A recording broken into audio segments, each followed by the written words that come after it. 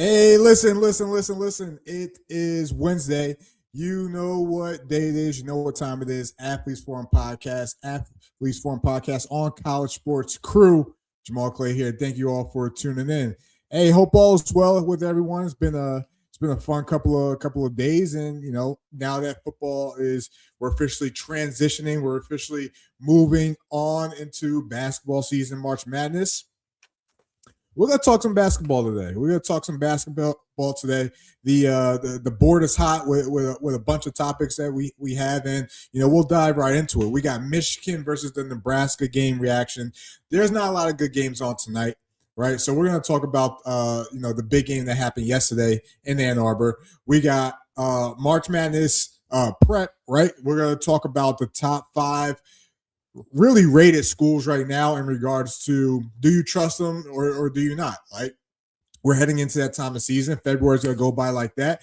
We gotta start getting into this March Madness prep so we can start breaking down these brackets. So we'll probably do that weekly going here, right? College football, again, we can't get away from it.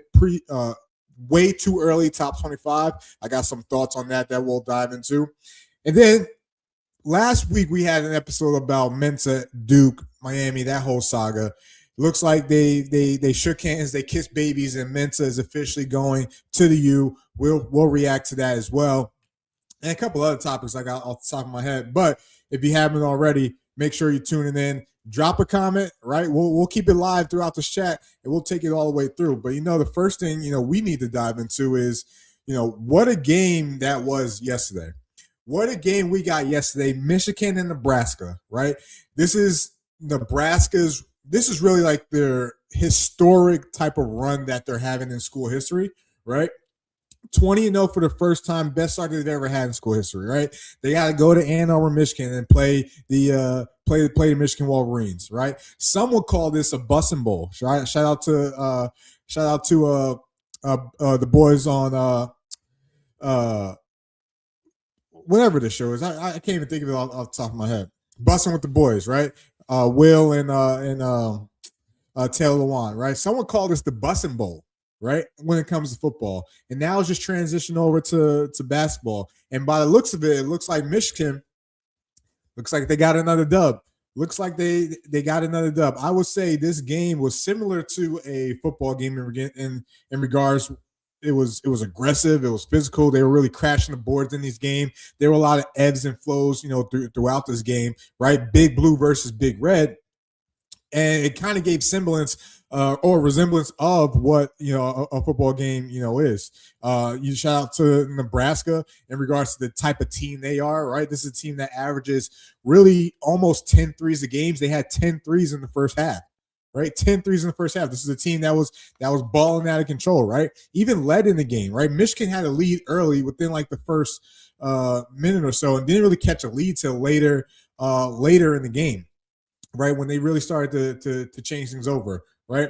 So some of the notes I got at halftime, Michigan was down 50-48, and then they started that run in regards to come back. This was a March Madness type of game. This was a game that really is going to keep these teams battle tested, right? Having to play these types of games going into tournament season, right? Really start to create your March Madness identity, right? Which has to be a championship identity. Obviously, if you want to win, those games and become a champion. But it was cool that this game was what it was in the environment that it was. Really came down, to the wire, and both teams really put on the show. I love it that it was a close game, and we got this type of game between number 3 and number 5, in the rankings. Nebraska, they're in a position they've never been before, and I've already talked about it, right? So my question for them, obviously, because they're going to see more of these games, especially if they make a run in the Big Ten and in the tournament, is how quickly can you get familiar with unfamiliar territory, right? This is a school never really been in this position consistently, or for a while at that, right? And now, again, 20-0 best start in school history. Now they're going to start playing these types of games, and now they're going to start, playing the best teams later down the stretch, going into the Big Ten tournament, going into March Madness tournament. So these types of games, they got to learn how to win. They got to learn how to pull these games out and finish down the stretch, right? Nebraska. Couple things to point out. Price Sanford and Jamarquise Lawrence, they're going to be a problem. They're going to be a problem in the tournament, right? The way these two plays and the way they bounce off each other, combined 40 points, 9 threes, 7 rebounds, 7 assists, right? The score was Nebraska only scored 72 points. More than half came between those two players, right? When those guys get going, they could cause some issues.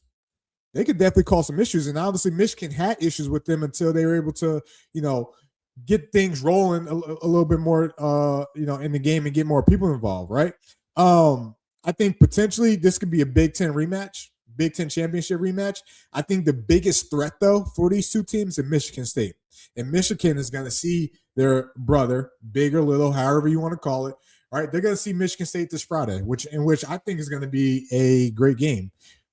Wait, today's the 20th. This Friday, the 30th, right? They'll see Michigan State. All right. And despite the overtime game Michigan State just had with Rutgers, I think Michigan State is a team that is going to cause some problems. Matter of fact, I think they'll beat Michigan Friday.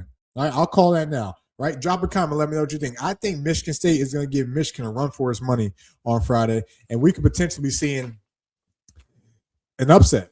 We could potentially be seeing an upset. But needless to say, this was an awesome game. This was a great game. This is a game that we're going to start looking forward to. We're going to start having fun with in regards to watching these types of games. Big Ten, ACC, American, SEC, right? These games are on the horizon. So we better gear up and get ready because it's going to come quick. All right. Tournament season is right around the corner. Right. So whoever, sharpens the sword, learns how to wins these type of battles. Right. We're going to be able to kind of see who the future champion is gonna be, right? When it comes to college basketball, right? So wanted to react to that. Drop a comment. Let me know what you guys think. How do we feel about Michigan? How do we feel about Nebraska? Right? Especially going into Big Ten play, more Big Ten play. And who do you have for the Michigan State game on Friday? Right? That's a good one to keep an eye on. All right. Let's pay some bills real quick. Right? If you're here now, right, do me a favor. Subscribe to the channel. Better yet, drop a comment. Say hello. Let me know where you're from, right? Let me know what your thoughts are. So we'll keep this interactive, right? And if you haven't, below, you'll see College Crew on X, College Sports Crew on YouTube and TikTok, right? We're on there with lives and everything. Me personally, Athletes Forum Podcast on YouTube. Drop a comment, subscribe to the channel, be a friend, tell a friend, all right?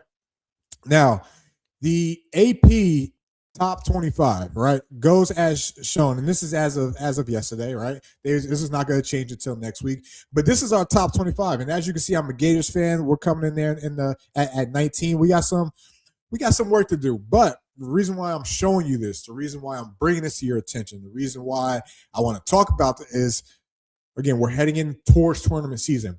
So within those top 5, right, within those top 5 teams, Arizona, UConn, Michigan, Duke, Nebraska.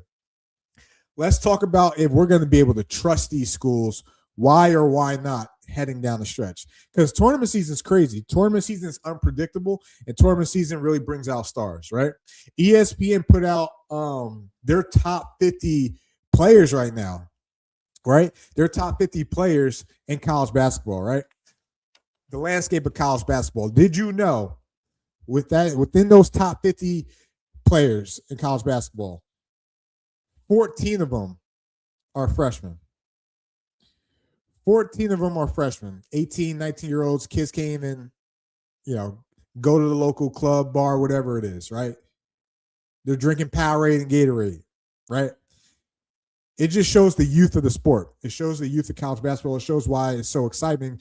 It's a shame these guys are one and done because even when they go to the NBA, like that excitement doesn't carry.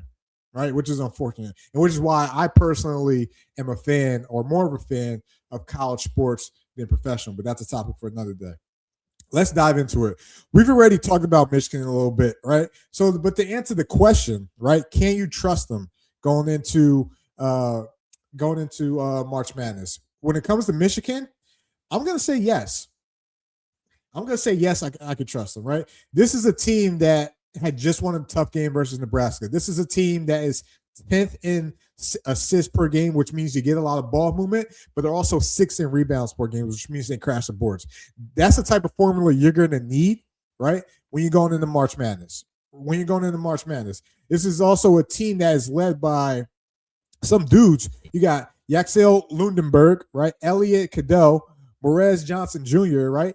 These guys are the type of guys that are going to carry Michigan towards that next step, right? So do I trust Michigan? Yes. However, I do think Michigan State, number 7, is a big threat to Michigan, which we'll find out Friday.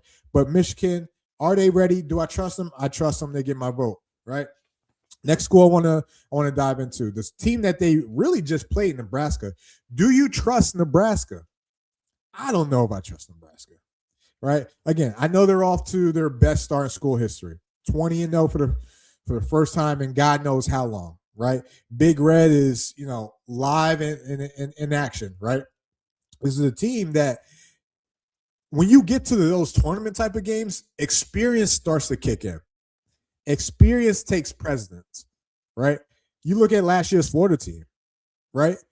Last year's Florida team was carried by experience, right? Playing in those tight games, right? Not getting tight, right? Knowing when to make a play. Walter Clayton Jr. was a dog, right? You need a point guard, all right, when you get to March Madness, right?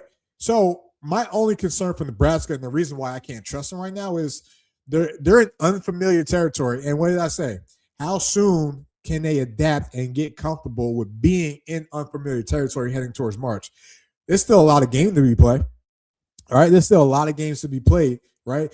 If they get more close games, so they start winning those, maybe they change my mind. But we'll see. All right, next team. Who do you trust? Arizona. Listen, I know they're the number 1 team in the country, right? I know Bronny James is on that team. I also know they got a couple other studs on that team, right? We got Braden Burries and Jaden Bradley, right? Two dogs on the team. But the one thing that scares me about Arizona is history. History scares me when it comes to Arizona and March Madness. And this is what I mean by that, right? 2024, 2 seed. 2023, 2 seed. 2022, 1 seed. 2018, 4 seed. 2017, 2 seed. What do those teams have in common besides being rated in the top 5 or, of their bracket? None of those teams made it past the Sweet 16. All early exit teams, right? So, yeah, we could get excited about an Arizona team that's doing well right now, that's balling right now, that's taking care of business right now. They still got to do it in the tournament. And I just gave you 5 years where they've been a top seed and have yet to get to the Sweet 16, right? And you're playing a 15 seed, first round. If you're playing any of those teams, you're playing anywhere between 15, 16, 8 or 9, right? 12, 13. Listen, you're playing teams you should beat is my point, right? So can Arizona overcome history is my biggest question, and the reason why I'm choosing not to trust them right now, right? And this is different from Nebraska, because Nebraska, even though they haven't been there, they could gain that close game experience over the next couple weeks going into the tournament season and maybe getting them ready for March Madness. It just seems like there's been a black cat walking across Tucson, Arizona, and around March Madness, and they just can't get past the Sweet 16. So therefore, I don't trust them. Duke, listen, Duke's one of those teams that's tricky also. Duke is one of those teams where it's like they always have a star. It could be the number 1 pick. It could be a household name. They always have a star, but they always lose. They always lose when they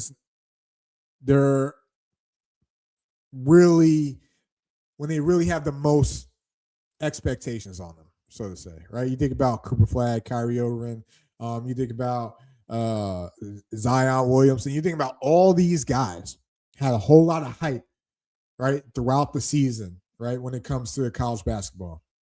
This year it's Cam Boozer, right? So do you trust Duke? I'm going to say right now I trust Duke. I trust Duke because why? As I mentioned, that list, ESPN, they have the best player in the country. All right, number one on that list was Cam Boozer, right? And even though they played some tight games lately, I'll give them that, right? Even though they played some tight games, you think about Seton Hall, right? You think about no, not Seton Hall. I'm sorry, I'm thinking of UConn. But this is a Duke team that averages 85 points per game and only allows 64 points per game. They're almost doubling and beating their opponents by 20 points per game. I think this is a team that focus. It's not really a lot of distractions around them, right? And I'm gonna ride with we're trusting Duke. I'm gonna ride with trusting Duke, but still a scary team to trust when you get to the tournament. So we'll see how all that comes together, right? And I believe the last school we have, right, UConn, right? Do you trust UConn, right? Yes, I trust UConn. Now, even though UConn has had some tight games as of late, right? This is a team that's probably the strongest team, right, in the top 25 right now. Stronger than Arizona, in my opinion. Stronger than Michigan, right? Stronger than Duke, right? Yes, I trust UConn. Again, Seton Hall, Providence, close games. Maybe a little bit too close to my liking, right? But they're on a 12-game win streak, right? And these close games are actually going to come into play. Dan Hurley knows what he's doing, right? Dan Hurley knows what he's doing. He's getting these boys right. And I'm going to choose to trust UConn. All right, trust UConn when we're heading towards down the stretch in regards to March Madness, all right? Hey, listen, if you're still here, I haven't seen anyone drop a comment yet. So talk to your boy, right? Come chop it up with me, right? And if you haven't already, subscribe. X, College Crew, College Sports Crew, YouTube, and TikTok, right? We got a lot of shows coming out. There was just a show before mine, all right? Veterans Voice Podcast with my guy, Coach Pops. We're going to have a softball show. We're going to have a baseball show coming soon, right? So if you like those sports, right, tell a friend, join in, because we got more content coming on. If you watch that interview with Megan, you know, we're doing some good things over here at College Sports Crew. Also, we're almost at 100 subscribers, right? You could be number 100. You could be, maybe if you're 100, I'll send you a Gator shirt. Right? I'll send you a Gator shirt. I know Chris won't like that, but who cares? All right. Next. All right. So we have a compilation of way too early top 25s when it comes to college football. And there's been a couple different platforms that have, you know, put their top 25 together, as you can see here. So we'll kind of break this down, right? So, you know, at the top, you know, couple household names, couple blue bloods, maybe a new blue blood in the making, right? You think about Ohio State, you think about Indiana, and obviously national champions, Texas, Georgia, Oregon, right? And then we got some other schools, you know, throughout the mix to sprinkle in, right? Now, granted, this doesn't really mean anything, right? Or does it?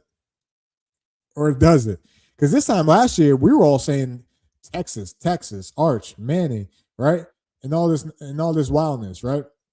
This is really going to kind of give us a look of how people are starting to view these teams. So a couple things in mind. One, right?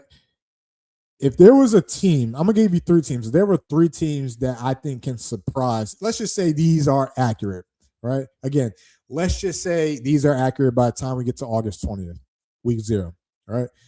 And, you know, this stays as put. Obviously, it might be different. Who knows? But let's just use this for example. Three teams. I'm going to give you three teams ranked out of the top 10. Three teams ranked out of the top 10 that I think can make some noise. Penn State.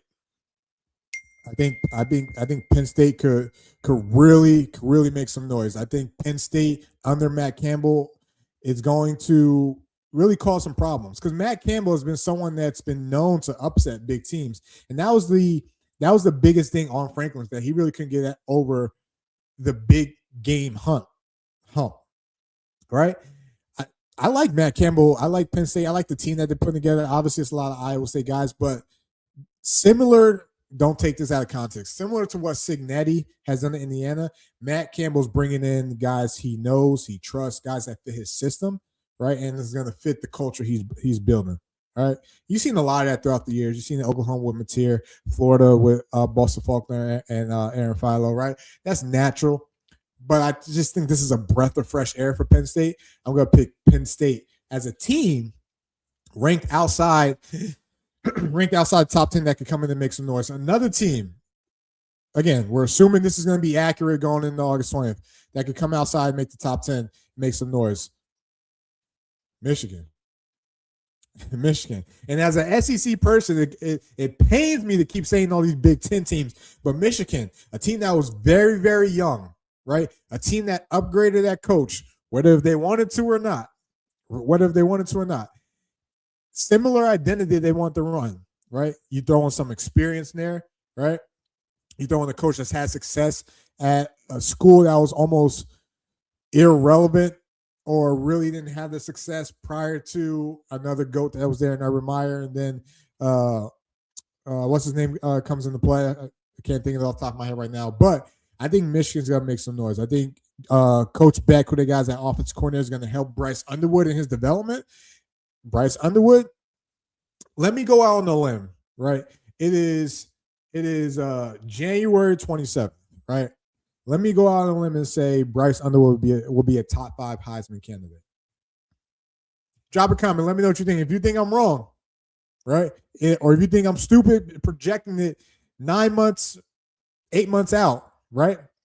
I'm gonna throw my Florida hat in the ring and say Bryce Underwood is a top 5 Heisman candidate by the end of next year. All right. So we got Penn State, we got Michigan.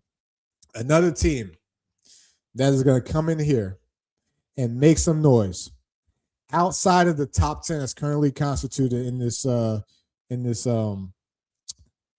way too early top 25. I'm gonna go with USC. I think when you look at their schedule, I think it's fairly light. I think adding Gary Peterson as their D coordinator is huge. You saw what he did at TCU, right? You saw him bring a TCU team to the Natty, right? He's always given teams a tough time, right? When he was at TCU, spent some time at Texas under Sark, right? I think USC could potentially take that next step, and it's a team, Jaden Mayava coming back under the system again, right? Really has gotten better every year. I'm going to say they make a step. So, again, it hurts me to say 3 Big Ten teams, but I'm just keeping it real with you. I look at all these other teams. You could pick LSU. I could pick LSU. I think Ole Miss is going to take a step back. I think Alabama's going to take a step back, right? BYU is going to be tricky, right? Returning a lot of skill guys, and even their quarterback, right, Bear, right? So that'll be interesting to see how that goes, right? Shout out to my guy Chris. Appreciate the comment, right? Remember, come join the show, right? Come chop it up with your boy, right? The top 25 is interesting, right? And as a Florida fan, I don't want to get my hopes up. I did that last year, right? I did that last year with Billy, right? That was supposed to be our year. That was supposed to be a year we turned things around. Granted, we had a tough schedule. Yeah, I get it. I don't want to get my hopes up. I'm being very reserved, right? But I'm hoping Florida can make a run. Needless to say, right? Now, listen, if you guys have been tuning all the way here, all right, to this show, you're loyal. I appreciate you. All right? I appreciate you. Per usual, though, subscribe to the channel if you haven't already, right? Listen, we talked about in our last show last Wednesday, right? Duke was suing their quarterback, starting quarterback. Their quarterback they took from Tulane and Darian Mensah, right? Made him the most or highest paid quarterback, portal quarterback last year, right? Darian Mensah took them to the ACC championship, whatever you want to think about that, right? So Duke really got what they paid for, right? It was time for Mensah to move on. Right. And I want to give a big shout out to the Duke fan base. Right. I was in the chat. We were talking about this whole Darren Mensah thing. Right. It's clear Duke fans wanted to go in a different direction, maybe except 1 or 2 that said we had to keep him. But Duke fans wanted to go in a different direction. Right. He wasn't really going to get a good welcome back to the Blue Devils. Right. I would say the thing Darren Mensah messed up in with this whole signing and going to Miami was announcing that he's not leaving just to say he's leaving, right? Starting to see a trend with these Miami quarterbacks, transfer quarterbacks. Cam Ward entering the draft until he's not entering the draft. Carson Beck entering the draft until he's not entering the draft. Right, Darian Minta. Right, I'm not leaving until I'm leaving. Right, so they settle. Darian Minta is going to Miami. This is going to be Miami's best quarterback in the past 3 years. Better than Cam Ward, better than Carson Beck. In my opinion, more athletic, right? Skilled, right? Has an ACC championship. I think those other two can't say, but one of those in Carson Beck said he's been to a natty maybe a couple times. He's been to the playoffs, right? So, what does this look like for Miami, right? I think Mensa is a perfect fit for offensive coordinator Dawson's offense, right? Because he's a guy that's got to give them a lot more ability. Just imagine Mensa and Mark Fletcher Jr. in the backfield and what that's going to look like, right? Malachi Tony in the slot. Maybe they get another receiver. Maybe another receiver steps up, right? But Darian Mensa is going to be able to provide a spark, a different dynamic to that offense, and something that, listen, if Miami and Carson Beck, outside of having veteran experience, if Carson Beck could take them to the natty and being very minimal using his feet, Mensa could be even more dangerous. Right? So Mensa and the U are finally a pair. But this leads me to a bigger question. And I want to give a shout out to High Top Sports. I was watching it earlier today, and they got on a topic that I started thinking about. I was like, that's a great question, right? Let me rephrase this. Is it even worth going after a 5-star quarterback anymore? When was the last time Miami had one of their own be the starting quarterback? I think Mario's been there, 4 or 5 years, right? When has one of their own, a guy that they recruit, been the starting quarterback? That's the thing with NIL and the transfer portal. It's affecting recruiting, not necessarily like the depth guys, 4-star, 3-star, stuff like that. Not necessarily like the receivers, because we've seen freshman receivers come in and make an impact, a la Malachi Tony, right?